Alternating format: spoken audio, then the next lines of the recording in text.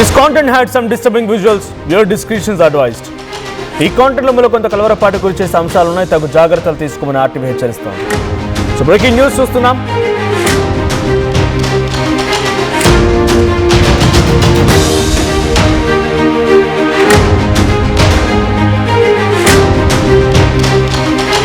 Breaking news. Shabad నరహంతకుడు రాజ్ కుమార్ కేసులో కీలకమైన పరిణామం చోటు చేసుకుంది.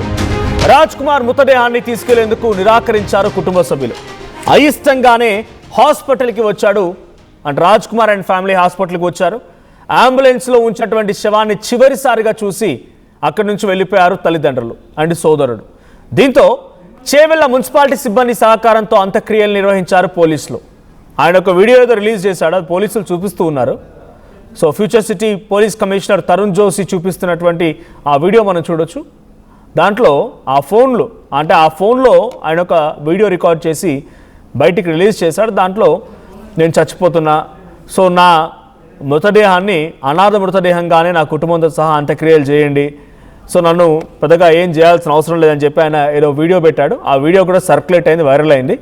సో అదే సమయంలో పోలీసులు ఆయన అనుకున్నట్టుగానే ఆయన చనిపోయాడో కుటుంబం కూడా తీసుకెళ్ళడానికి ఒప్పుకోలేదు, ఆ తల్లిదండ్రులు ఒప్పుకోలేదు, మేము తీసుకెళ్ళి అంత్యక్రియలు చేయమన్నట్టుగానే చివరి చూపు చూడాలి కాబట్టి అక్కడికి వచ్చి ఆ అంబులెన్స్లో రాజ్ కుమార్ని చివరి చూపు చూసుకొని అక్కడి నుంచి వెళ్ళిపోయారు తల్లి, తండ్రి అండ్ సోదరుడు. ఆ తర్వాత చేవెళ్ల మున్సిపాలిటీకి సంబంధించినటువంటి సిబ్బంది సహకారంతోనే పోలీసులు అంత్యక్రియలు నిర్వహించారు. ఒకసారి సోదరుడు అండ్ అటు ఫ్యూచర్ సిటీ పోలీసులు మాట్లాడుకొచ్చారు. రాజ్ కుమార్ అంత్యక్రియల విషయంలో కానీ రాజ్ కుమార్ మరణం పైన కానీ వాళ్ళు ఏం మాట్లాడారో చూద్దాం.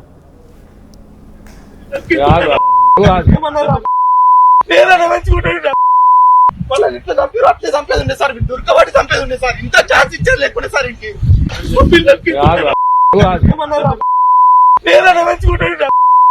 వాళ్ళని ఇట్లా చంపారు, అట్లే చంపేది ఉండే సార్, దుర్గవాడి చంపేది ఉండే సార్, ఇంత ఛాన్స్ ఇచ్చారు లేకుండా సార్ ఇంటికి ఇది ప్రశాంతంగా చచ్చిపోయింది సార్. ఇంతమంది జీవితాలన్నీ నాశనం చేస్తున్నారు. అప్పుడన్నా మందు అయినప్పుడు చచ్చిపోయినట్టు ఇదంతా లేకుంటుండే అసలు ఎవరికి ఏం తెలుసు. పిల్లలకి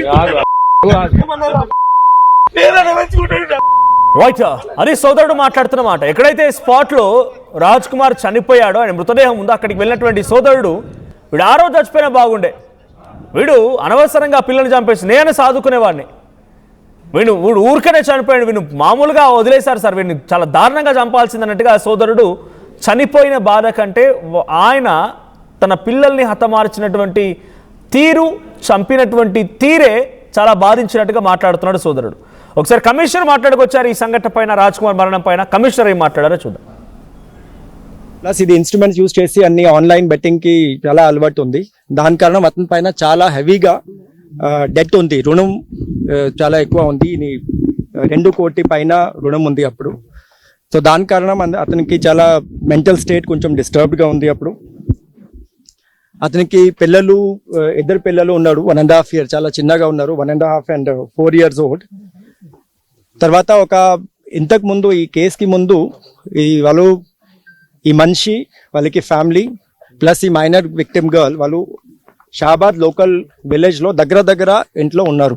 they were neighbours to each other.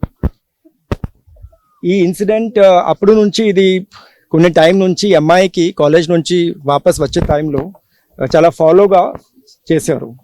So దాని గురించి మాకు 16th May రోజు షాబాద్ పోలీస్ స్టేషన్లో ఒక పోక్సో కేసు కూడా బుక్ అయింది, సెక్షన్ 11 and 12లో. అది సైబర్ స్టాకింగ్, అమ్మాయికి ఇది ఉమెన్ స్టాకింగ్ ప్రకారం. సో ఈ కేసులో అతనికి యాంటిసిపేటరీ బెయిల్ వచ్చింది. ఈ తర్వాత ఈ కేసు అయిపోయిన తర్వాత యాంటిసిపేటరీ బెయిల్ జూన్లో వచ్చింది.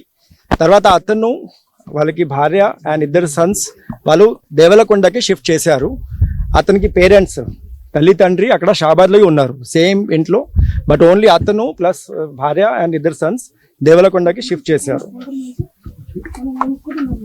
ఈ ఇన్సిడెంట్ రోజు 10th July సాయంత్రం ఒక కార్ హైర్ చేశారు. అతని దగ్గర ఓన్ కార్ లేదు, ఈ ఓన్లీ హ్యాజ్ అ స్కూటీ. ఒక హైరింగ్ కంపెనీ నుంచి ఒక కార్ హైర్ చేశారు. దానికి 2000 rupees యూపీఐ ద్వారా వాళ్ళకి భార్యకి మొబైల్ ఫోన్ నుంచి యూపీఐ ద్వారా పేమెంట్ కూడా చేశారు. ఈ కార్ తీసుకొని రాత్రిలో సమ్వేర్ అరౌండ్ ఆఫ్టర్ 10:30 ఈ విలేజ్లో వచ్చారు. తర్వాత ఫస్ట్ ఈ షాబాద్ లోకల్లో వచ్చి ఈ అమ్మాయి ఇంట్లో వచ్చారు. అక్కడ ఇమ్మీడియట్ గా ఫస్ట్ అతను ఈ అమ్మాయికి, ఇది మైనర్ గర్ల్ కి ఈ మదర్, తర్వాత గ్రాండ్ మదర్, అమ్మమ్మ ఇద్దరికి మర్డర్ చేశారు. He has used a knife. We are trying to establish knife ఎక్కడ నుంచి ప్రొక్యూర్ చేశారు. తర్వాత ఈ మైనర్ గర్ల్ కి, అమ్మాయికి అక్కడ నుంచి తీసుకొని కార్లో పెట్టుకొని అక్కడ నుంచి దేవలకొండకి వచ్చారు. So we have received some CCTV footages. దాని ప్రకారం some time lines we have drawn. ఏ టైంకి ఏం జరిగింది, ఎప్పుడు ఎక్కడ ఫస్ట్ వచ్చారు, తర్వాత ఎక్కడ వచ్చారు. తర్వాత దేవలకొండలో వచ్చి ఓన్ ఇంట్లో వచ్చి, ఇది భార్య ఉన్నారు, ఇద్దరు పిల్లలు ఉన్నారు. ఈ ముగ్గురు మనిషికి అండ్ అక్కడ నుంచి మళ్ళీ ఇది ఇంటి నుంచి జస్ట్ 200 మీటర్స్ ఒక చెరువు ఉంది. అక్కడ వచ్చి ఇది అమ్మాయికి కూడా ఇంట్లో అది సిక్కల్ యూజ్ చేశారు. ఈ అమ్మాయికి వేరే నైఫ్ యూజ్ చేశారు. మేబీ దిస్ మర్డర్ ఇది పోలీసులు చెప్తోంది. సో ఆయన గతంలో బెట్టింగ్ అలవాటు ఉండేనంట, ఆన్లైన్ గేమ్స్ అలవాటు ఉండేనంట, 2 కోట్ల రూపాయల అప్పులు కూడా అయ్యాడంట. తర్వాత నైబర్స్గా ఉండేవాళ్ళు ప్రస్తుతం ఏదైతే పోక్సో కేసులో నిందితుడిగా జైలుకి వెళ్ళాడో ఆ పోక్సో కేసు సంబంధించిన బాధితురాలు కూడా తన ఇంటి పక్కనే ఉండేది. ఆ అమ్మాయి తరచుగా కాలేజ్కి వెళ్ళి వస్తున్న సమయంలో వెంట పడుతూ ఉండేవాడు, ఆ అమ్మాయిని వేధిస్తూ ఉండేవాడు. కేసు పెట్టారు, పోక్సో కేసు నమోదైంది, జైలుకి వెళ్ళాడు.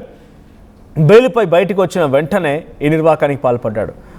అయితే ఆ మధ్య సమయంలో ఈ ఇష్యూస్ జరుగుతున్న క్రమంలో కూడా ఆయన షాబాద్ నుంచి దేవరకొండకు షిఫ్ట్ అయిపోయాడంట.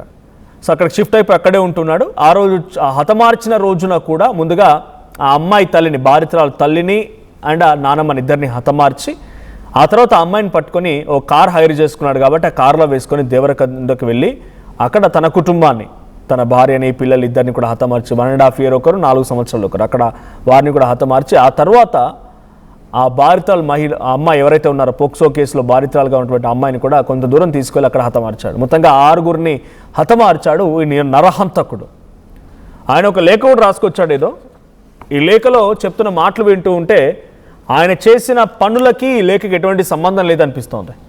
తనని ఏదో బాధించారని, ఎవరో బెదిరించారని, ఆ బాధిత కుటుంబమే తనని అనేక సార్లు డబ్బులు డిమాండ్ చేసిందని, డబ్బులు ఇవ్వకపోవడం మూలంగా నాపై పోక్సో కేసు పెట్టిందని ఇలా రాసుకొచ్చాడు. ఏకంగా తల్లిదండ్రులు కూడా చివరి చూపు అంటే అంత్యక్రియలు చేయడానికి కూడా ఒప్పుకోలేదు అని అంటే ఎంతటి దారుణమైన పరిస్థితిలో రాజ్ కుమార్ యొక్క పిచ్చి చర్యలునే అర్థమవుతోంది. డైరెక్ట్గా తల్లిదండ్రులు వచ్చి అక్కడ అంబులెన్స్ వరకు వచ్చి అంబులెన్స్ దగ్గర చివరి చూపు చూసి వెళ్ళారు, కానీ తూ అని కొట్టి వెళ్ళారు.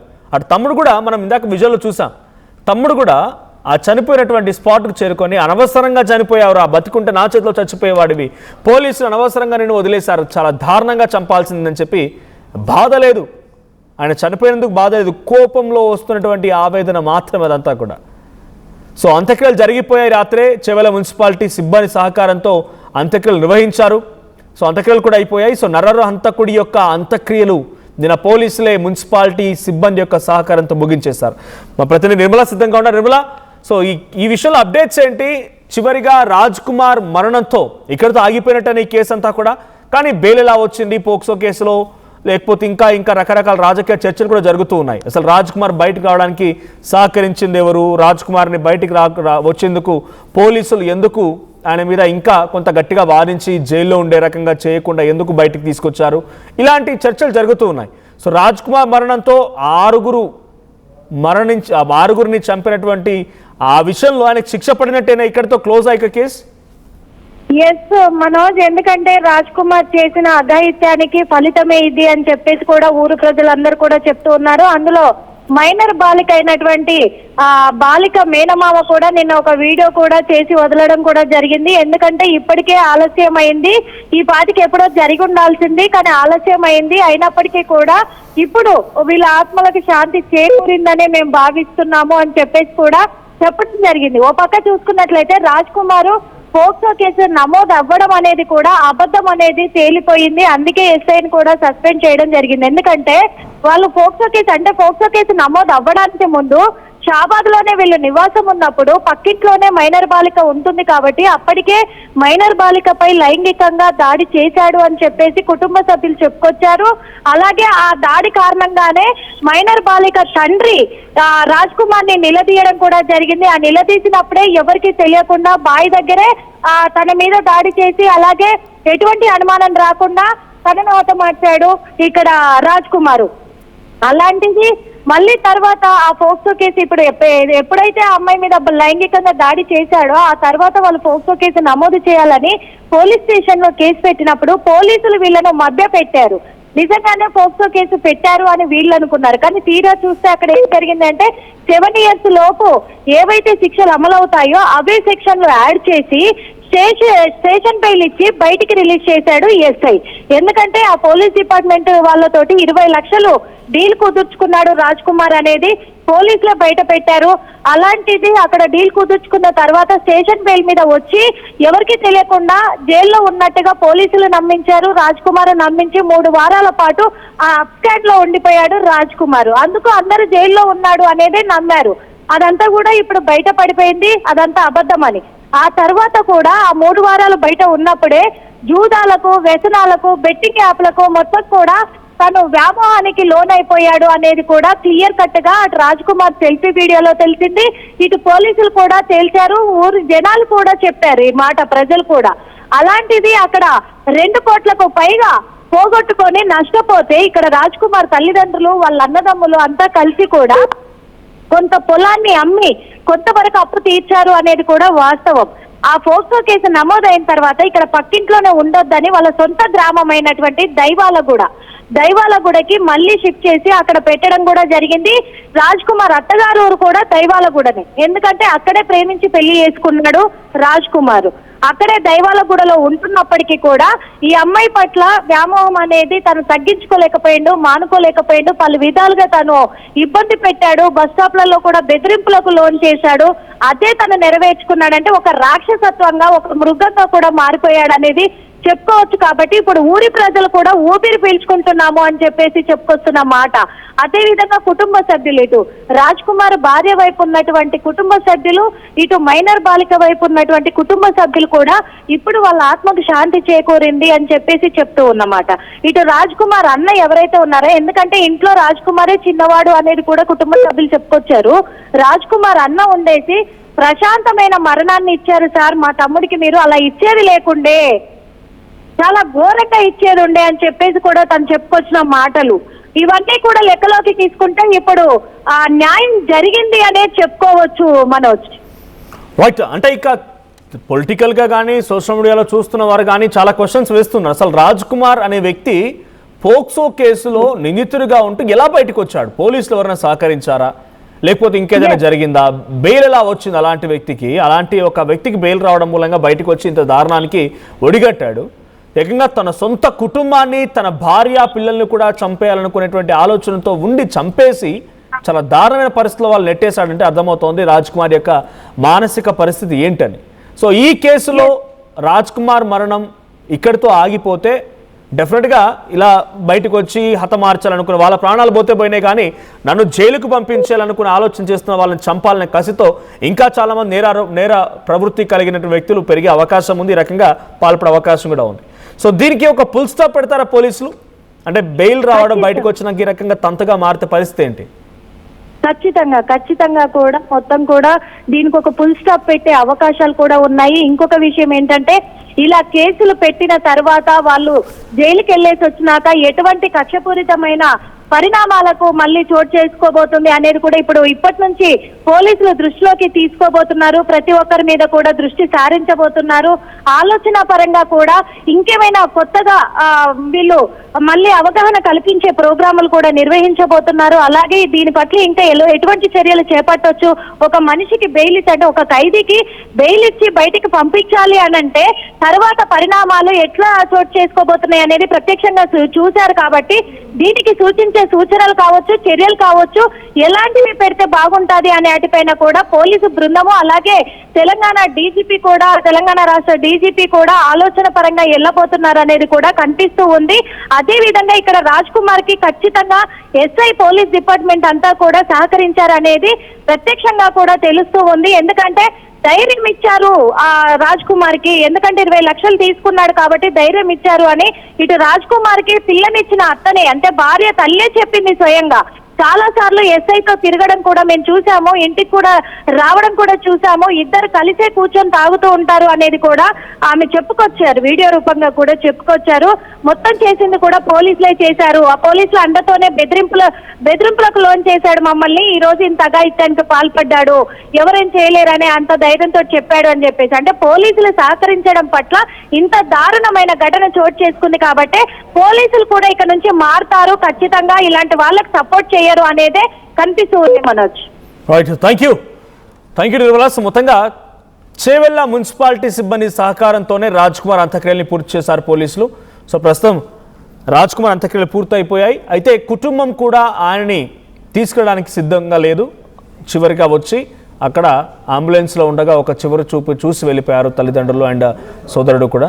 సో ఏం జరిగినా 6 మరణానికి కారణమైనటువంటి యొక్క నరహంతకుడు తనంతట తానే స్వయంగా బలమరణానికి పాల్పడి చనిపోవడం, ఆ తర్వాత పోలీసులు వెళ్ళి చాలా నిజంగానే అంటున్నారు చూసారా కుక్క చావు అని చెప్పి, అటువంటి మాదిరిగానే మున్సిపాలిటీ సిబ్బంది సహకారంతో ఆయన అంత్యక్రియలు జరిగాయంటే అర్థమవుతుంది ఎటువంటి పరిస్థితుల్లో ఆయన చచ్చిపోయాడు అనేది.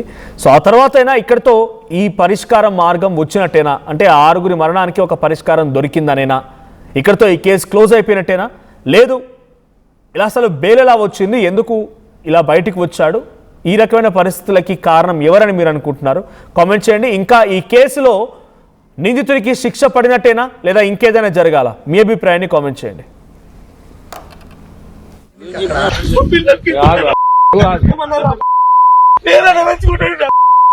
వాళ్ళని ఇట్లా చంపారు, అట్లే చంపేది ఉండే సార్, దొరకబడి చంపేది ఉండే సార్, ఇంత ఛాన్స్ ఇచ్చారు లేకుండా సార్ ఇంటి ప్రశాంతంగా చచ్చిపోయింది సార్. ఎంతమంది జీవితాలన్నీ నాశనం చేస్తున్నారు. అప్పుడన్నా మందు అయినప్పుడు చచ్చిపోయినట్టు ఇదంతా లేకుంటుండే అసలు ఎవరికి ఏం తెలుసు. At Anurag University, be everyone you dream to be. At KL, experience what it feels like to be a true engineer. KL deemed to be university. అందరికీ నమస్కారం, నేను మీ అనసూయ భరద్వాజ్. ఆషాఢ మాసం సందర్భంగా మన కాసన్ ఫ్యాషన్స్ ఏపీ అండ్ తెలంగాణలోని 24 స్టోర్స్ లో సరికొత్త offers తో మీ ముందుకు వస్తుంది. అంతేకాదంలో ఈ ఆషాఢ మాసంలో మన ప్రత్యేకత, కిలో చీరలు కొనండి, అరకిలో చీరను ఉచితంగా పొందండి. Pure in its form with grace made noble.